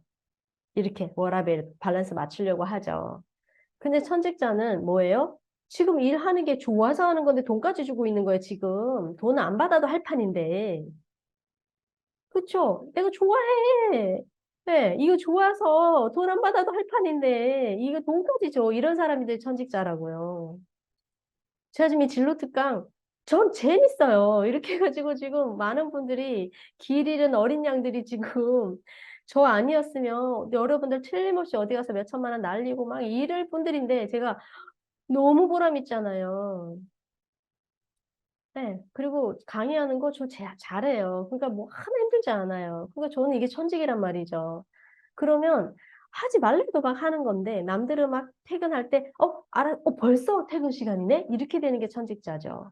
그러면 여기까지 나는 마무리하고 퇴근해야지 이러는 사람들이 천직자죠. 누가 안 시켜도. 그러면 벼베기로 한번 제가 비유를 해볼게요. 벼베기. 남들은 벼베는 거 싫어. 돈 준다니까 억지로 할 때 벼베고 있어. 그러다가 6시 땡 되니까 얼른 낫 던져놓고 마이 라이프 찾아갔어. 근데 천직자는 벼 베는 게 재밌어. 너무 벼 베기가 너무 재밌어서 벼 베기 회사 들어온 거야. 그래서 벼를 막 너무 재밌는 거죠. 정성껏 막 벼를 베다가 사람들은 다 안 가? 하는데, 나는 저 귀퉁이까진 베고 가고 싶은 거지. 먼저 가. 저거까진 베고 갈게 하고 싹 깨끗하게 마무리 딱 짓고는 이 낫을 집에 들고 가요. 왜냐? 난 낫을 사랑하니까. 그래서 집에 들고 가서 또 낫을 막 갈아요. 왜냐? 낫 가는 게 내 취미니까. 뭐 예를 들면 저는 책 보는 거 너무 좋아하고 특히 미술, 심리 이런 쪽 좋아하니까 집에 가서 뭐 이런 심리 뭐 이런 쪽 관련 책 보고 이런 게 그냥 재밌어요. 제가 무슨 넷플릭스 보는 것만큼이나 이게 재밌어요. 그러니까 집에 가서 막 책 보는 게 우리 남편은 너는 회사에서도 시방 그렇게 일하고 와서 집에 가서도 또 책 보고 있냐고 그래요. 근데 나는 그게 난 진짜 재밌어요. 이 일이 아닌 거죠. 왜냐면 이건 내가 좋아하는 건 거죠. 그래가지고 다음날 회사에 왔어요. 그러면 이 낫을 던져버리고 갔던 사람들의 낫은 어떻게 됐을까? 녹슬었겠죠. 무뎌졌겠죠? 근데 천직자는 어떻게 했지? 낫을 갈아 갖고 왔어. 저 집에 가서도 책 보고 이런다고요. 그리고 다시 왔어. 그럼 이 낫이 또 얼마나 잘 들겠어요? 더 잘 배지죠. 더 재밌죠. 남들은 하루 종일 배는 걸 나는 한 시간 만에 싹 뺀단 말이죠. 내가 잘 배니까 또 돈도 많이 줘. 재밌게 하는데 돈도 계속 버네? 그럼 번 돈으로 또 남들은, 10,000원짜리 낫 이렇게 할 때, 나는 100만 원짜리 낫을 살 수 있는 거야. 그러니까 나는 더 폼나게 벨 수 있는 거지. 이게 이렇게 선순환이 된다는 거죠. 근데 이 시간이 10년이라고 상상을 한번 해보세요. 이 시간이. 내, 억지로 일하는 내 또래들하고, 내 친구들하고, 이렇게 천직의 삶을 사는 나하고, 똑같은 10년이 지났을 때, 어떤 갭이 있을지 상상을 해보시라는 거죠. 어마어마한 차이가 날 겁니다. 완전히 따라갈 수 없는 갭이 생기는 그런 10년일 겁니다. 그러니 지식인에 이런 질문 많아요. 사회복지사가 돈을 더 잘 버나요? 미술치료사가 돈을 더 잘 버나요? 이런 질문이 있었어요. 그런 질문이 의미가 없어요. 내가 미술치료사가 나에게 천직이면 미술치료사를 하면 되고, 사회복지사가 나에게 훨씬 더 잘 맞다, 좋아하고 잘하는 일이다? 그럼 사회복지사를 하면 되고, 이런 거죠. 네, 그런 느낌입니다. 그래서 돈 따라갈 필요 없어요. 왜냐? 여러분에게 시간이 많아요. 미술치료사는 나이 70이 돼도 할 수 있어요. 시간이 많아요. 그 많은 시간 동안 내가 쫙 전문적인 지식을 차고 쌓으면 되기 때문에 지금 여러분이 뭐 좀 보시면 뭐 전문대를 나왔고 누구는 뭐 박사를 했고 누구는 뭐 미술관 알바를 하시고 있고 누구는 뭐 지금 뭐 통역을 하시고 있고 다 다르시거든요. 연봉도 다를 거예요. 근데 한 10년, 20년 뒤를 생각해 보시면 지금 여러분의 이런 차이는 아무것도 아닙니다. 아무것도 아닙니다. 그래서 절대 급하게 생각하시지 말고 진실된 나가 뭐지? 내가 뭘 좋아하지? 남의 눈 신경 쓰지 말고 뭐래든 내가 좋아하는 거 뭐지? 내가 이거 평생 하고 살면 보람 있겠다. 나 죽을 때, 후회 안 하겠다. 나 이 세상에, 나 이거 하나, 해놓고 가. 이거 하나 보탬하고 가. 적어도 내가 몇 명의 아이들의 삶을 내가 변화시켰어. 그런데 도움을 줬어. 그런 거에 가슴이 뛰시는지, 그것만, 생각하시면 되지, 돈은 나중에 따라옵니다. 그건 전혀 중요한 게 아니에요. 그 다음에, 네 번째 망하는 비법입니다. 이것도 되게 많이 이 방식으로 망하세요. 엄청 많아요. 어, 미술치료사로 뿐만 아니라 모든 직업이 그렇죠. 직업을 잘하려면 두 가지가 필요합니다. 실력은 당연히 필요하고 증이 필요하고. 두 가지가 어떻게 보면 별개예요. 증은 증이고 실력은 실력이죠. 근데 어떤 직업을 가지려면 이 둘 다 필요한데 이 사람들에 따라서 어떤 분은 나는 지금 실력이 더 필요한 분이 있고 어떤 분은 실력은 있는데 증이 필요한 분이 있어요. 어떤 분은 뭐 물론 둘 다 필요한 분이 있겠죠. 근데 지금 미술치료 공부를 해야지라고 생각하고 오신 분들 중에 어떤 분은 증이 더 필요한 분이 아닌데 증이 필요하다고 착각하고 실전 지식을 쌓지 않고 또 증을 따는 거예요. 그럼 어떻게 되죠? 증, 실력 두 가지가 다 필요한데 지금 내가 증은 더 안 필요해 있어. 그럼 실력을 쌓아야 완성이 되잖아요. 근데 거기다 증을 또 따는 거지. 이렇게 되지 않습니까? 이게 무슨 말이냐? 이런 분들이 있어요. 예를 들어, 난 학교 교사야. 뭐 중학교 선생님이에요. 중학교 교사를 뭐 그만둘 생각은 없어요. 근데 미술 선생님인데 뭔가 내가 아이들을 수업을 할 때 좀 더 우리 아이들이 요즘 청소년들의 마음이 어렵고 이러니까 뭔가 더 케어할 수 있는 그런 미술 수업을 하고 싶어서 미술 치료를 공부하고 싶다고 쳐요. 그럼 이분의 제주도는 뭔가요? 미술 교사 때려치는 거 아니죠? 그리고 그 메뚜기 뛰는 그 파트타임 미술 치료사 되고 싶은 거 아니죠? 150만 원도 못 버는. 아니잖아요. 그럼 이분이 원하는 제주도는 뭐죠? 난 미술 교사를 유지하면서 우리 학교에서 만나는 아이들한테 정말 더 좋은 미술 선생님 되는 거죠. 여기에 더 필요한 증이 있나요? 이 선생님한테? 이 원하는 목표를 이루기 위해서, 제주도를 이루기 위해서 더 필요한 증이 있냐고요? 아무것도 필요 없습니다. 그죠? 그런데 저한테 이렇게 물으시는 거예요. 예를 들면, 미술치료대학원은 어디 가면 좋을까요? 이렇게. 학위는 증입니다.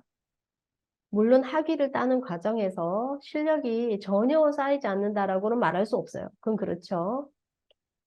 근데 학위가 왜 찡이냐면 대학원은 한번 잘 생각해 보세요. 우리 정신을 차리고 생각해 보면 미술치료대학원 한 학기 등록금 거의 600만 원에 육박하는데 보통 세 과목 정도 듣거든요. 그럼 한 과목이 200만 원입니다.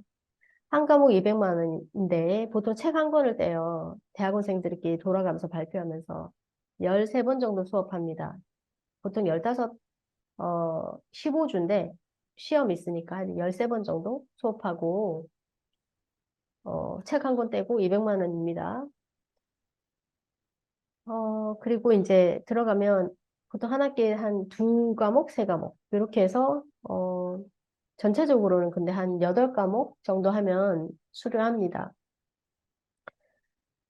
그럼 보세요. 한번 상상을 해보자면 어떤 과목들을 할까? 첫 번째, 상상해보면 나오죠. 예를 들면 뭐 프로이트가 어쩌고 로저스가 어쩌고 이런 거 하긴 해야겠죠.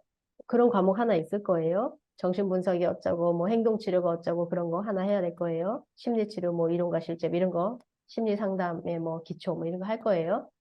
두 번째, 뭐 할 것 같아요? 미술치료의 뭐 이론과 실제 내지 미술치료 개론 뭐 이런 거 하겠죠. 미술치료가 뭔지, 역사는 어떤지, 뭐 미술치료는 어떤 것이 있고 장점이 뭔지 이런 거 공부해야 될 거 아니에요? 그 한 과목. 또 뭐 할까요? 예를 들면 또 심리평가. 뭐 지능검사는 어떤 거고 또 목록식 검사와 뭐 투사 검사는 어떤 건데 뭐 로샤 검사는 어떻고 이런 종류들 해야 되잖아요. 또 뭐 하나 뭐 할까요? 그림 검사 하는 배우는 과목 또 하나 있겠죠. 그 정도 해야 되겠죠. HDP 이런 게 있잖아요. 뭐 동적 가족화 이런 거 배우는 과목 하나 있겠죠. 또 뭐 있을까요? 틀림없이 정신병리에 대해서 하나 배워야겠죠? ADHD는 뭔가, 뭐 자폐 스펙트럼 장애는 뭔가 이런 거 배우는 과목 하나 있어야 되겠죠? 벌써 5개예요. 또 뭐 있을까요? 나중에 발달장애 애들 만나야 되니까 뭐 어떤 장애, 뭐 발달, 뭐 재활 이런 쪽 하나. 그래가지고 뭐 이상 발달은 무엇이고 뭐 이런 거 하나 배우겠죠. 그 다음에 또 뭐 할까요? 뭐 매체? 미술치료 매체 이런 거 해야 되지 않겠어요? 미술치료 뭐 매체 뭐 탐색 같은 거 그런 거 하나 해야겠죠? 논문 써야 되니까 논문 쓰는 연구방법론 같은 거 하나 해야겠죠? 뭐 이런 벌써 8과목이에요. 근데 가만히 생각해 보세요. 예를 들어 심리상담 뭐 그래서 이론과 뭐 실제 이런 거 심리상담 뭐 기초 이론 이런 거 배웠다고 쳐야 한 학기 한 과목 했죠?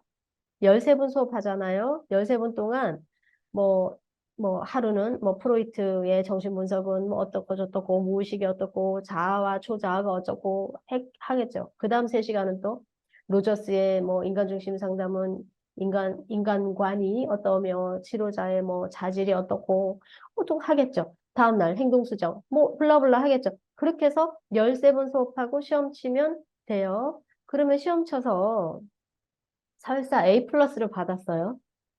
그런데 내가 갑자기 정신분석 할 수 있게 되나요? 이 시험 쳐서 A 플러스를 받았다 하더라도 내가 갑자기 행동치료 할 수 있게 되냐는 거죠. 전혀 다른 얘기죠. 또 예를 들어 지능 검사는 평균 뭐 100에 뭐 표준 편차 15이며 어쩌고 저쩌고 그래서 웩슬러 지능 검사가 있고 무슨 지능 검사가 있고 그다음에 뭐 로샤 검사는 뭐 어떻게 하는 투사 검사이며 뭐 어쩌고 했어요. 한 13번 수업을 들었고 시험 쳤어요. A 플러스 받았어요. 근데 나 웩슬러 지능 검사 할 수 있게 돼요? 여기서 제가 말한 실력은 뭐냐면 그걸 실제로 할 수 있는 능력을 말합니다. 웩슬러 지능 검사를 배웠으면 웩슬러 지능 검사를 할 수 있는 능력을 말하고 그걸 말하는 건데 그 대학원에서 그 과목을 들었다고 해서 그 과목 안에서 배운 그것들을 상담 현장에서 미술치료 현장에서 실제로 할 수 있는 실력이 생기냐고요. 이거는 상상만 해봐도 알 수 있잖아요. 전혀 다른 얘기입니다. 전혀 다른 얘기. 지금 예를 들어 뭐 또 미술학원 원장님이 아이들 미술학원에서 만나보니까 요즘 아이들 정말 다 정말 힘들어요.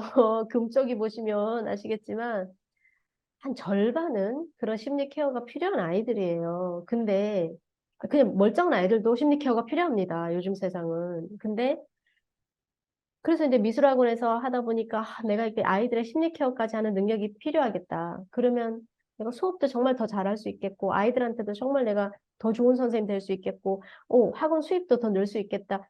이런 판단 하실 수 있잖아요. 맞거든요, 실제로. 그렇다면 그래서 내가 미술치료 공부하고 싶어요. 이 원장님한테 이 목적을 이루기 위해서 더 필요한 증이 있나요? 이 원장님은 지금 미술 치료를 실제로 잘하는 능력이 필요한 분인가요? 증이 필요한 분인가요? 미술학원 원장님이 미술학원에서 아이들 미술 가르칠 때 그냥 미술뿐만 아니라 정말 마음까지 케어할 수 있는 능력이 생겨서 그 수업을 하는데 누구가 들이닥쳐서 당신 학위가 있어요, 없어요? 아무도 이렇지 않습니다. 말도 안 되고, 그죠? 그런데 대부분 우리는 증을 따라간다는 거죠. 인터넷에 도배된 네이버에서 검색하면 나오는 모든 것이 증에 대한 얘기입니다. 미술 심리 상담사는 어디서 무료로 따가지고 어떻게 하세요? 미술치료대학원은 어디를 가서 어떻게 하세요? 학점은행제로 무슨 학점을 다 증이에요. 다 증이에요. 근데 의외로 여러분들이 원하는 게 사실은 증이 아닌 분들이 제가 볼 때 90%예요. 지금 여러분들이 뭘 하고 싶고 나는 지금 이런 상황에 있는데 이런 사람입니다 하는 분들이 대체로 사실은 증보다는 실력이 필요하신 분들인데 다 증 얘기만 합니다. 그러니까 저는 이제 이런 게 답답한 거죠. 예를 들어 내가 카페를 해서 성공하고 싶어. 근데 난 지금 아무것도 몰라, 카페에 대해서. 근데 저는 카페가 하고 싶어. 정말 잘해서 성공하고 싶어. 그러면 저 같으면 이렇게 하겠어요. 서울 시내 진짜 이름난 카페는 다 돌아다니면서 이렇게 볼 것 같아요. 어느 카페가 진짠가. 그래서 그 중에서 진짜 커피를 자기가 볶고 무슨 바리스타 대회에서 1등하고 이러신 분들이 하는 카페를 갈 것 같아요. 그래서 그 카페에 바리스타한테 커피 내리는 법 배우겠어요. 한 100만 원, 200만 원 주고 제발 다 가르쳐 주세요. 해서 그렇게 해서 배우면 그 커피 내리는 거 뭐 몇백만 원 주고 몇날 며칠 배우면 잘 내릴 거 아닙니까? 그죠? 그 다음에 커피 볶는 거 어디서 커피 사와야 정말 맛있는 커피 사와서 속지 않고 사올 수 있는가? 다 루트 배우는데 또 돈 들이고 배우고 아니면 거기서 사든가. 거기서 커피 사면 안전하잖아요. 사든가. 그렇게 해가지고 차리겠어요. 예. 근데 대부분은 바리스타 자격증을 따라가시더라고요. 그 바리스타 자격증 평생 교육을 딴들, 그게 커피숍 잘하는 거랑 무슨 상관이 있냐는 거죠. 카페에서 성공하는 거랑 무슨 상관이 있냐는 거죠. 세상은 스펙 하지만 스펙이 아니에요. 내가 실력만 있으면 대부분 됩니다. 다만 특정 어떤 곳에 내가 취업을 하고 싶다면 거기서 요구하는 증이 각각 달라요. 근데 내가 죽어도 여기 가고 싶어. 그러면 거기서 요구하는 증을 따야죠. 이건 내가 투자를 얼마 했는데 월급을 얼마 받고 이런 거랑 상관없는 얘기죠. 예, 무조건 내가 이게 하고 싶으면 뭐 하늘이 두 쪽 나도 그 증은 따야 그걸 할 수 있으니까 그거는 두말할 필요가 없죠.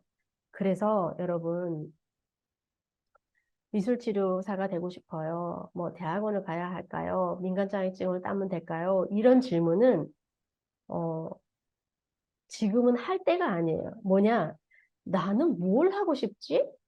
나는 어디서 일하면서 얼마를 벌고 싶지가 나와야 거기에 맞는 증이 나올 것이고, 거기에 맞는 증이 나와야, 그 증을 따려면 비로소 내가 어디 가서 공부하면 되나가 나오는 거예요.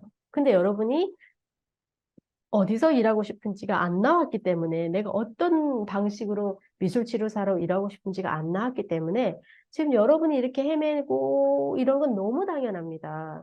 그것부터 안 나왔고 근데 이거는 왜 안 나왔느냐? 또 안 나올 수밖에 없는 게 도대체 미술치료 공부에서 어떻게 일할 수 있는지 그런 다양한 어떤 상황들에 대해서 지금 모르시니까 뭐 고를 수도 없는 것이죠. 이걸 고를 수가 없으니까 거기로 가기 위해서 어떤 증이 필요한지가 안 나왔고, 그러니까 내가 어디서 공부해야 될지 지금 여러분이 헤매고 막 이랬던 거는 너무 당연한 거예요. 자, 그래서 이제 계속 들어보시면 그런 다양한 것들을 다 알아야 결정할 수 있기 때문에, 어, 하나씩 결정할 수 있게 해드릴게요. 예를 들어 볼게요. 오히려 있잖아요. 병원에 딸린 미술치료실이 있거든요. 가끔 뭐 소아과 이런 데 딸린 미술치료실이 있어요. 물론 거기도 정규직은 대부분 아니죠. 그런 데서 만약에 정규직으로 일한다? 그럼 거의 틀림없이 행정 같은 걸 같이 하는 미술치료사일 거예요. 그러면 정규직으로 일할 수 있죠. 일할 만 하잖아요. 근데 미술치료만 딱 하고 온다? 그러면 정규직 거의 없을 가능성이 높습니다. 자, 그런데 희한한 게 있어요. 센터들 있죠? 아까 제가 말한 그런 센터들은 대부분 석사학위를 요구합니다. 메뚜기 띄고 꼴랑 5대5 나누고 그렇게 하는데도 석사학위를 요구합니다. 그래서 여러분 구조를 이해하셔야 돼요. 왜 그런 시장 구조가 형성될 수밖에 없었는지 보세요. 우리나라에 바우처 제도라는 게 있어요. 복지의 일환으로. 물론 이제 정부에 따라서 그걸 좀 복지를 늘리는 정부, 줄이는 정부 있는데 이번 정부는 이제 많이 줄였죠. 근데 어쨌든 있어요. 그래서 특히 장애 아동들이 쓸 수 있는 발달과 관련된 바우처가 예산이 꽤 큽니다. 그래야겠죠. 그런 친구들은 그런 예산이 지원돼서 해야지 그 부모들한테만 다 맡겨놓으면 너무 힘들잖아요. 그러니까 그런 바우처들이 있고 그 장애 아동 관련된 예산이 좀 많이 그중에서 좀 큰 편이에요. 뭐 물론 약간 변동이 있지만 정권에 따라서 그러면 한번 생각해 보세요. 여러분이 센터장이에요. 내가 센터를 운영해야 해요. 그러면 정부 돈으로 치료받는 아이들 모객이 쉬울까요? 그 한 달 20만 원을 생돈으로, 자기 돈으로 내는 모객을 하는 게 쉬울까요? 정부 돈이죠. 바우처죠. 바우처는 특히 한 번 주는 거 아니거든요. 보통 한 1년씩 막 이렇게 준단 말이에요. 안정됩니다. 한 번 이 친구 이제 내가 모객을 하면 그냥 애지간하면 자기 돈 안 내니까 계속 다녀요. 중간에 끊을 필요가 애지간하면 없죠. 그러니 센터들은 발달 쪽 바우처를 받게 돼 있나요? 안 받게 돼 있나요? 받게 돼 있죠. 네. 그래야 기본 운영이 될 거 아닙니까? 그런데 그럼 정부에서 이 발달 바우처를 줄 때는 아무한테나 치료했다고 다 주겠어요? 조건이 있겠죠. 보건복지부에서 고시한 요 과목 중에 발달 만약에 재활 바우처라면 발달과 관련된 요 과목 중에 몇 학점 이상은 들은 치료사가 해야만 주겠죠. 지금 그래요. 그러니까 센터장 입장에서는 요 학점을 이수한 치료사가 필요하겠죠. 근데 우리나라에 물론 학부도 됩니다. 근데 우리나라에 미술치료 학부가 거의 없잖아요. 다 석사잖아요. 그러니 센터장은 꼴랑 메뚜기 띄고 얼마 벌지도 못하지만 그렇지만 석사를 요구합니다. 그럴 수밖에 없게 돼. 이해되시죠? 지금 제 말이. 어. 그러니까 세상에서 다 어떻게 얘기하냐면, 왜냐하면 다 센터에서 일하고 있고, 센터에서는 석사학위를 요구하니까 미술치료사 일을 하려면 대학원 석사학위가 기본이야. 이렇게 이 말이 틀린 말은 아니에요. 이렇게 된 이유를 이해하시겠죠? 그냥 구조가 그렇게 되어 있어요. 그런데 참 희한하게도 아까 제가 병원 얘기했잖아요. 병원에서 잘 보세요. 가끔 병원에서 일하는 미술치료사들이 진로 특강에 와요. 근데 제가 특이한 걸 발견했어요. 병원에서 일하는 미술치료사들이 의외로 석사학위가 아니고 민간 자격증으로 일하는 미술치료사들이 너무 많은 거예요. 센터에서 일하는 미술치료사들은 대부분 다 석사인데 오히려 병원에서 일하는 미술치료사들이 증이 민간 자격증일 경우가 되게 많더라고요. 그래서 이게 왜 이럴까라고 생각을 제가 했거든요. 근데 가만히 생각해 보니까 제가 이유를 알았어요. 당연한 거였어요. 우리가 병원을 가잖아요. 예를 들면 뭐 재활의학과, 뭐 정형외과를 가서 도수 치료를 받는다, 아니면 물리 치료를 받는다 할 때 우리가 그 물리치료사가 석사학위가 있는지 없는지 궁금해 본 적이 있어요? 병원은 그 의사 선생님의 절대적인 권위와 책임 아래 운영되기 때문에 의사 보고 가지 병원에 딸린 물리치료실에 물리치료사가 무슨 학위가 있는지 안 중요해요. 한번 입장 바꿔서 생각해 보세요. 그러니 병원에서는 이 치료사의 능력이 중요한 거지 학위가 안 중요한 거야. 이 치료사가 어떤 경력이 있고 내가 맡겨봤더니 어떻게 케어를 잘 하고 이게 중요한 거지 학위가 그렇게 중요한 게 아닌 거예요. 현재 우리나라의 미술치료사는 법적으로 민간 자격증밖에 없기 때문에 미술치료사로 일하는데 민간 자격증으로 부족하지가 않아요. 법적으로는. 그 바우처를 있잖아. 아까 제가 말한 그 발달, 그런 바우처 있죠?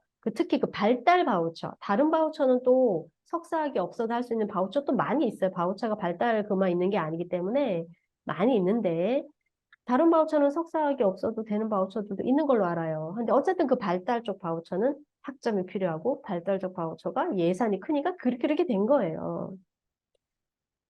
그러니 병원에서 민간 자격증 미술 치료사는 민간 자격증밖에 없고 그럼 최상위 자격증이 민간 자격증이고 민간 자격증으로 미술 치료하는 게 지금 법적으로 아무 문제가 없는 상황에서 병원에서 뭐하러 굳이 석사를 구합니까? 오히려 뭐 석사를 또 싫어할 이유는 없죠. 싫어할 이유는 없지만 뭐 그게 엄청 중요한 건 아닌 거죠. 그러니 이제 내가 어디서 일하고 싶으냐를 정하고 그곳에서 요구하는 증이 뭐냐를 보셔야 비로소 여러분이 나에게 맞는 공부 기관이 나온다라고 제가 말했듯이 그게 그거예요. 근데 물론 지금은 괜찮습니다. 시간이 지나면서 계속 이제 수업을 계속 진행할 텐데, 아, 그럼 나는 어디서 일하고 싶은가가 이제 아직은 불분명할 텐데, 계속 생각이 정리될 수 있도록 제가 해드릴 테니까 지금 걱정하실 필요는 없지만, 딱 요건 알고 계셔라. 증이 필요한 상황이 아니라 실력이 필요한 상황인데, 증이 필요하다고 착각하니까 증 따는데 돈과 시간을 다 써버려서, 나중에 막상 실력을 쌓는 실전 지식을 쌓을 돈이 없는 거예요. 시간이 없고. 그러니 망하죠. 실력이 있어야 안 망하는데 실력을 쌓는데 돈과 시간을 쓴 게 아니라 필요도 없는 증 따는데 돈과 시간을 다 써버렸기 때문에 실력을 쌓는데 돈과 시간을 못 쓰죠?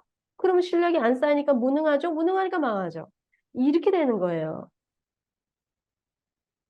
그래서 봅시다. 학위는 증이다. 학위가 증이다라는 것만 명제를 명확하게 알고 계시면 그럼 대학원 어딜 가야 좋을지도 답이 되게 쉽게 나옵니다. 답이 되게 쉽게 나옵니다. 나중에 Q&A 시간에 또 구체적으로 질문하시면 답변해 드릴게요. 자, 그 다음에 이제 미술치료 망하는 법 이제 했고요. 그것만 안 하셔도 최소한 여러분이 천직이시라면 걱정 안 하셔도 됩니다. 자, 이제 본격적으로 미술치료 진로를 또 얘기해 보도록 할게요. 우선 큰 줄기를 먼저 이해하시고 그 다음에 지엽적인 걸로 나가셔야 이게 헷갈리지 않습니다. 먼저 봅시다. 미술 치료와 유사한 것들이 일단 먼저 정리를 해야 될 것 같아요. 끝까지 헷갈릴 겁니다. 내가 임상심리를 할까, 상담심리를 할까, 미술치료를 할까, 대학원을 가더라도 상담심리 대학원을 갈까, 미술치료 대학원을 갈까, 계속 헷갈릴 거기 때문에 정리해 볼게요. 교집합이 있어요, 이렇게. 그래서 헷갈립니다. 하지만 다릅니다. 그죠? 뭐 크게 다른 점을 얘기하라 한다면 저는 이렇게 얘기하겠어요. 임상심리와 상담심리는 주로 언어를 베이스로 치료를 하는 사람들이고 미술치료사는 좀 더 미술을 베이스로 치료를 하는 사람이다 라고 보시면 됩니다. 그래서 여러분 중에 한번 생각해도 나는 말을 통해서 치료를 하고 싶은 게 나의 더 큰 욕구고 미술은 그냥 조금 쓰고 싶다. 그러면 사실 임상심리사, 상담심리사 되는 게 맞아요. 그러면 그럼 임상심리사, 상담심리사는 어떻게 되는 건가요? 를 알려드릴게요. 짧게. 우리나라의 임상심리사, 상담심리사가 되는 길은 정리가 잘 돼 있어요. 이거는 이 필드에 계신 분들은 모두 다 알고 있는 팩트입니다. 한국심리학회를 가시면 됩니다. 한국심리학회 산하에 한국임상심리학회와 한국상담심리학회가 있는데 거기서 지금 제가 빨간색으로 해놓은 자격증을 요 사진 찍어 놓으세요. 요 페이지는. 요 자격증이 우리나라에서 최상위 자격증입니다. 요 필드에서 최상위 자격증인데요. 임상심리 전문가와 정신건강 임상심리사 1급은 거의 동격인데 과로 해놓은 정신건강 임상심리사 1급은 국가자격증이에요. 근데 거의 동격으로 쳐져요. 둘 중에. 그래서 대부분 선생님들이 이 두 개를 동시에 갖고 계세요. 임상심리사 선생님들은. 여기까지 가신 분들은. 그리고 상담심리는 한국상담심리학회 상담심리사 1급. 여기까지 따면 그냥 끝까지 했다고 보시면 됩니다. 박사보다 더 쳐줍니다. 왜냐? 박사보다 따기가 어렵거든요. 여기까지 따시면 요 세 개 자격증 중에 하나를 따시면 정규직도 많고요. 일단 시간당 상담료가 거의 10만 원까지 올라갑니다. 아까 미술치료사는 평균 5만 원이라 했잖아요. 근데 평균 10만 원까지 올라갑니다. 그러니까 설사 메뚜기를 뛰더라도 올 300까지 가능하신 거죠.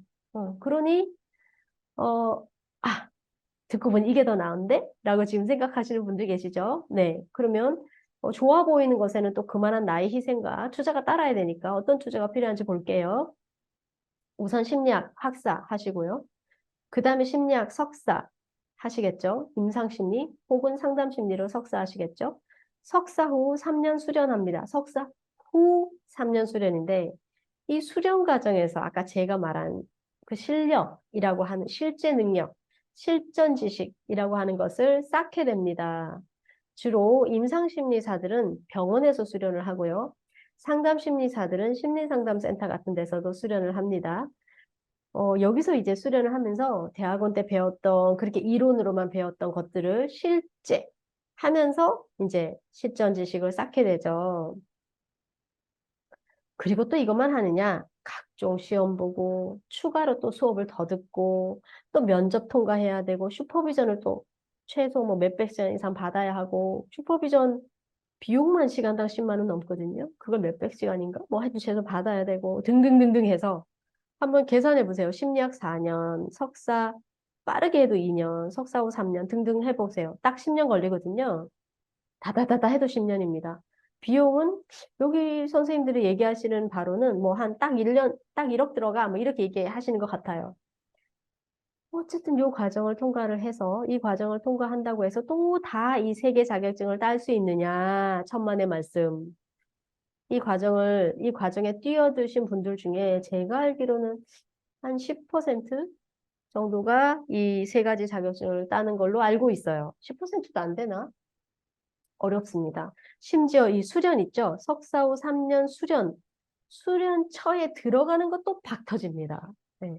그래서, 어, 만약에 내가 언어를 중심으로 심리치료를 하고 싶고, 그냥 미술은 좀 도구로 쓰고 싶어 라고 하면 이 길을 가셔야 대한민국에서 직업적 성취가 완성됩니다.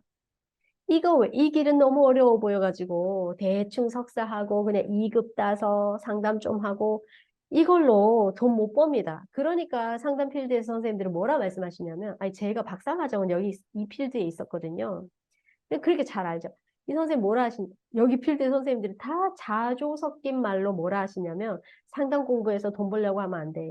자기 인생 공부하는 거야. 이렇게 말씀하실 정도입니다. 근데 그거는 제가 볼 때는 끝까지 안 가서 그렇습니다. 직업마다 이 임계점이라고 하죠. 물이 딱 100도가 돼야 끓잖아요.